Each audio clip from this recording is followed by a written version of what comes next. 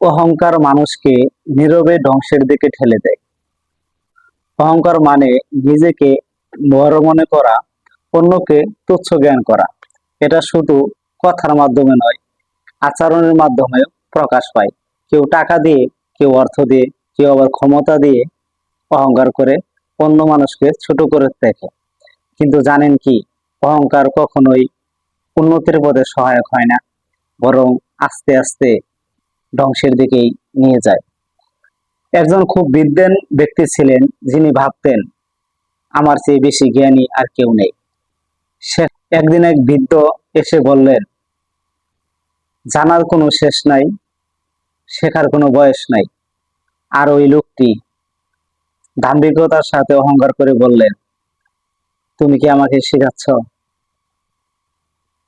ঠিক কয়েক বছর পর সেই ব্যক্তি তার ভুলের কারণে সবকিছুই হারালেন, সম্পদ, সম্মান।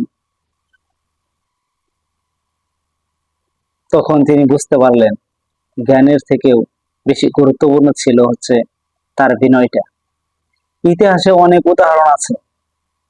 ধরুন, নমরুদ, ফেরাউন, তারা সবাই অহংকার করেছিল, কিন্তু শেষমেশ তারা কোথায় গিয়েছিল? অহংকার মানুষকে অন্ধ করে দেয়। সে শুনতে চায় না, শিখতেও চায় না, বুঝতেও চায় না। আর এই অন্ধত্বই মানুষকে ধ্বংসের দিকে নিয়ে যায়। অহংকার দূর করতে চাইলে নিজের সীমাবদ্ধতাকে মেনে নিতে হবে, অন্যের সফলতা ও মতামতকে সম্মান করতে হবে। মনে রাখতে হবে, বিনয় মানুষকে বড় করে তোলে। যিনি সত্যিই জ্ঞানী, তিনি কখনো অহংকার করেন না। তিনি জানতে চান, তিনি শিখতে চান, তিনি বুঝতেও চান। তাই আজ থেকেই আমাদেরকে বলতে হবে, আমি যা কিছু জানি বা পারি, তার পিছনে অবশ্যই কারো কৃতিত্ব বা অবদান রয়েছে।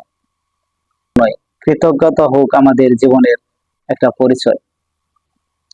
অহংকার ধ্বংস আনে, বিনয় গড়ে তোলে।